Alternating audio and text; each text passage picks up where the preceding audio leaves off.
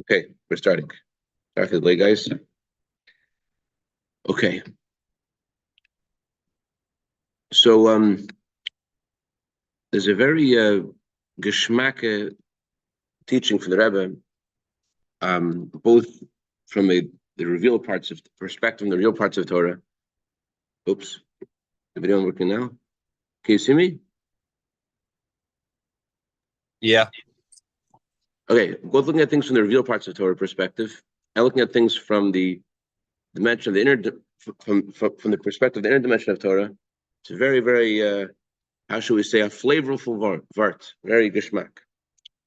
There is a mitzvah in this week's Torah portion to destroy chametz before Pesach. So the question is, how is this mitzvah done? So there's an argument between Rabbi Yehuda and the Chachamim how this mitzvah is done. Rabbi Yehuda says that you have to burn the chametz, and the other opinion, the Chachamim say, Chachamim means the sages, including Reb Shimon, as we'll see, they hold they don't have to burn the chametz. The mitzvah can be achieved by breaking the chametz into pieces, throwing it into the wind, throwing it into the sea. You don't have to actually burn it. So the Rogatchover Goyen says the argument between them is about what exactly is the mitzvah to destroy the chametz. Is it to destroy the form of the chametz, or is it to destroy the essence of the chametz? According to Rabbi Yehuda, you have to burn the chametz. It means you have to get rid of the essence of the chametz. But according to the Chachamim, it's sufficient to merely get rid of the form of the chametz, as long as it doesn't look like chametz anymore, as long as it doesn't appear like chametz, as long as you have ripped it up into pieces and you have made it look different. You've ripped it up. No longer appears like chametz. It's already sufficient. So that's the argument. What exactly does the Torah mean when it says to destroy the chametz? This argument between the Yehuda and Chachamim, whether it's sufficient to destroy the chametz or to by burning it or by just breaking the pieces, the Rogatchover says this is about is a prohibition of the essence of chametz, because once you burn it, although the ashes remain, it's no longer the same thing. It's a different thing completely.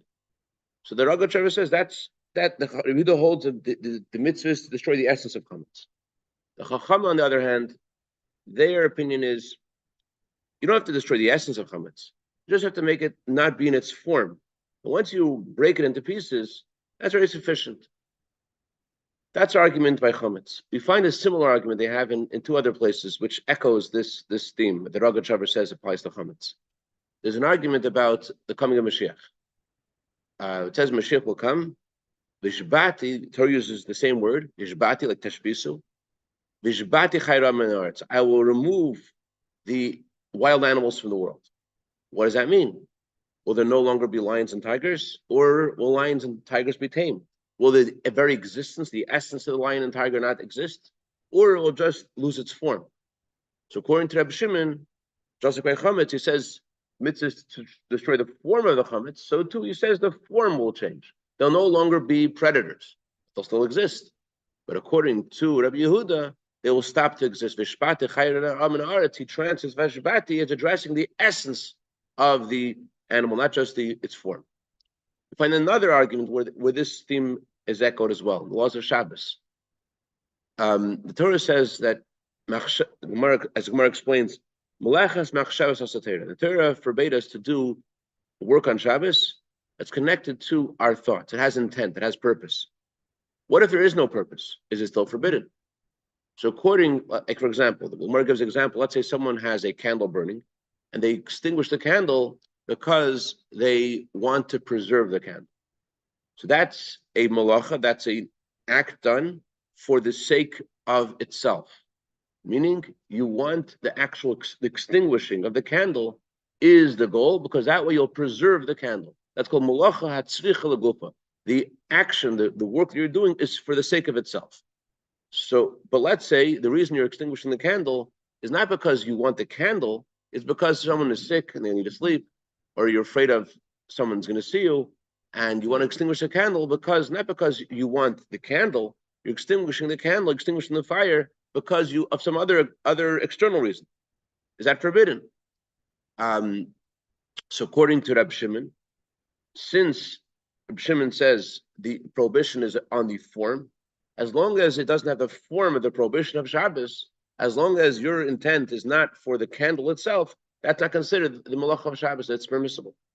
On the other hand, according to Rabbi Yehuda says, doesn't matter if it's malacha tzrich legufa, tzrich legufa. Doesn't matter if you need the candle itself or you're trying to protect yourself because of the sick person, or because you're trying to protect yourself, people shouldn't see you, or because someone is sick, needs to sleep. Doesn't matter. The action is done.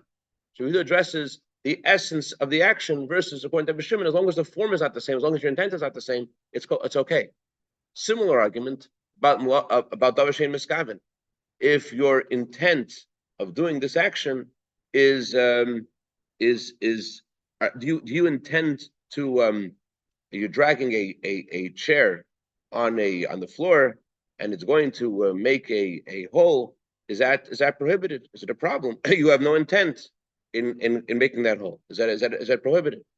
So it's the same kind of thing. Davar shein miskaven. According to Rabbi Yehuda, davar shein miskaven is mutter. So according to Rabbi Shimon, davar shein miskaven is mutter. As long as you don't have intent to do the action, it's permissible. Because according to Rabbi Shimon, he says the prohibition is about the form, not about the essence. However, according to Rabbi Yehuda, the essence of the action is forbidden. Therefore, it doesn't matter what your intent is. Although what your intent takes away the form of the action, doesn't take away the essence of the action.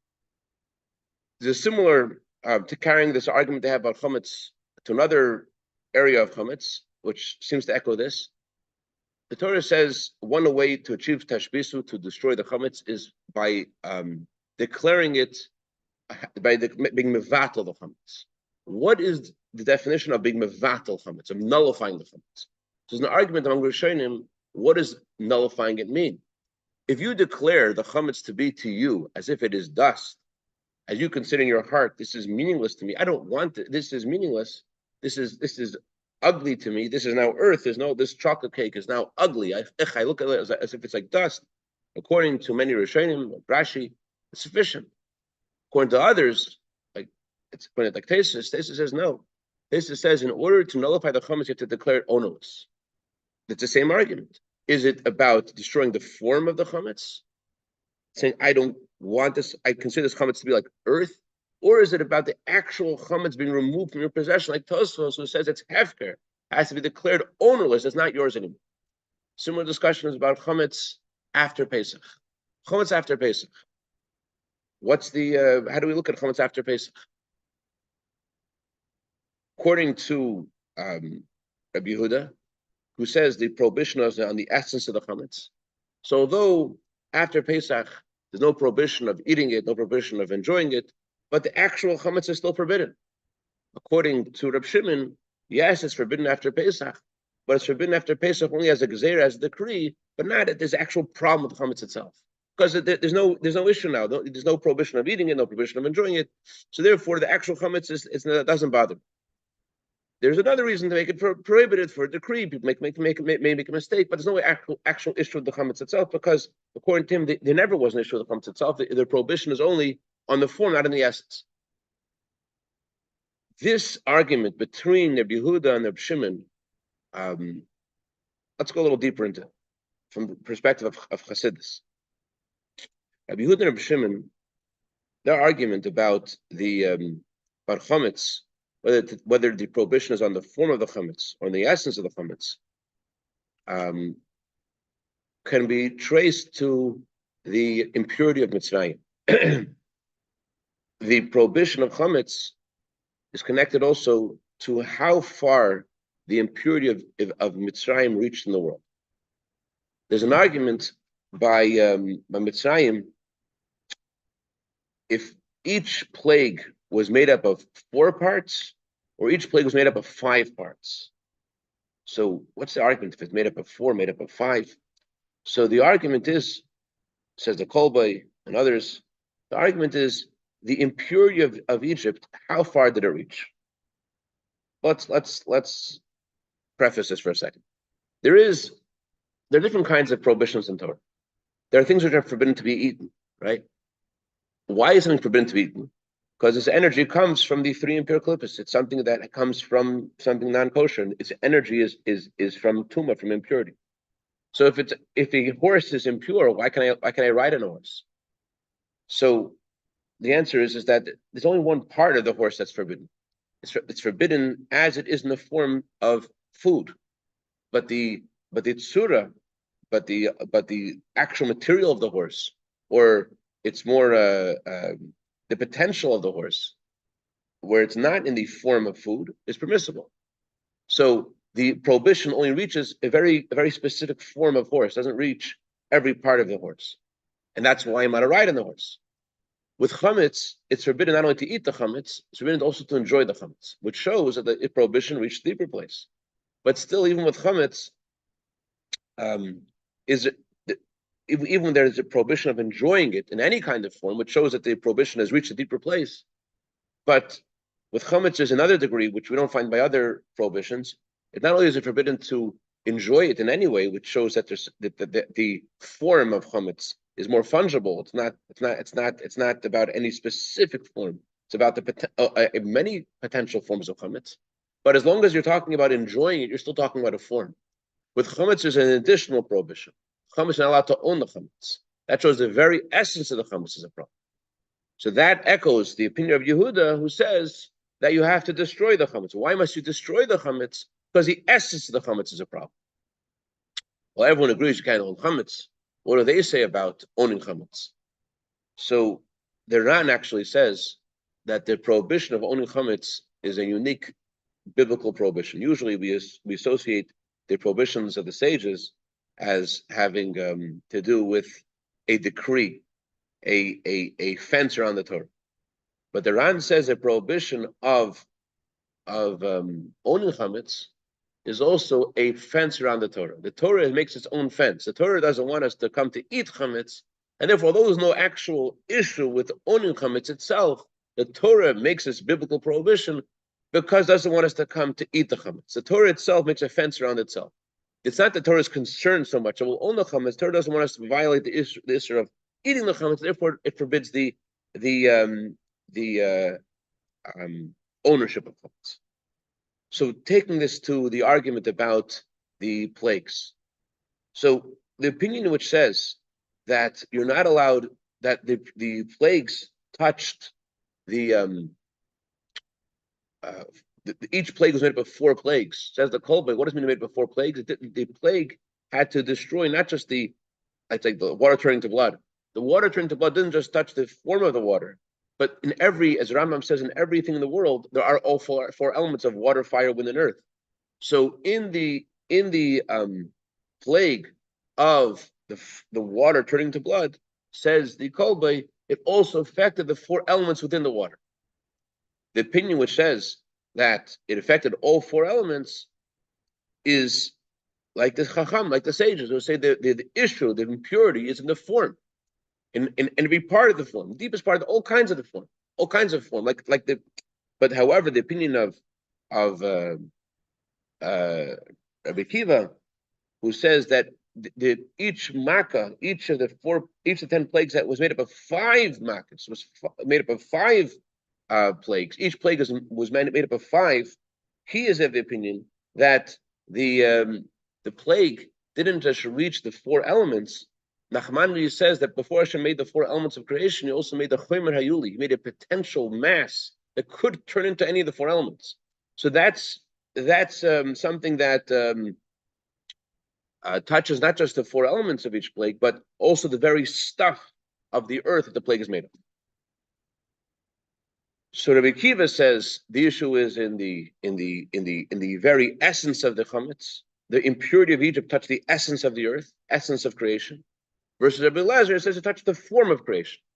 And Rabbi Yosef Aglili, interestingly, he says each plague was just a plague. Rabbi Yosef Aglili, fascinatingly, he holds, his opinion is about chametz, you're allowed to enjoy chametz. Just like he says about Egypt, that the prohibition, that the impurity didn't touch the very stuff of the matter, the material, the 4 elements, it didn't touch the essence of it, it just touched the external part of the plague. He also holds about chametz, what's forbidden?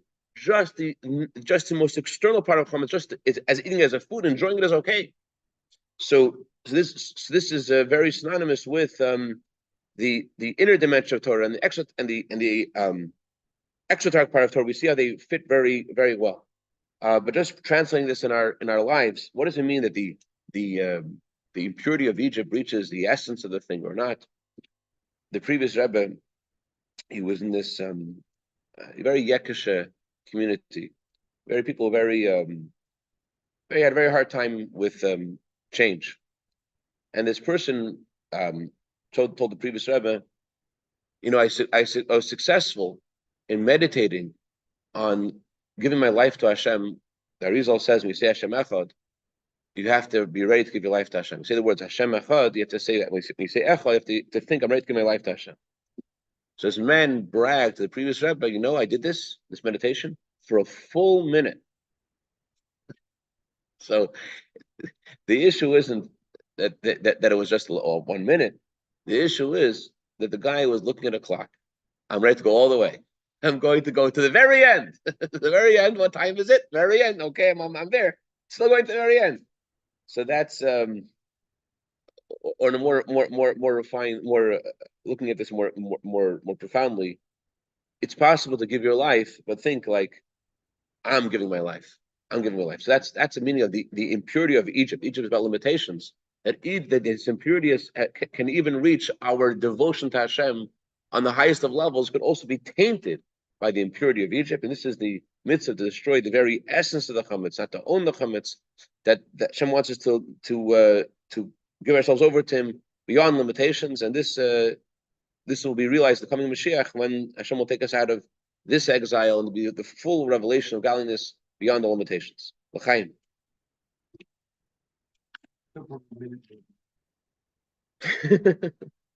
Well said. All right. Have a great day of Zev. Great day, Dave. Great day of Beryl.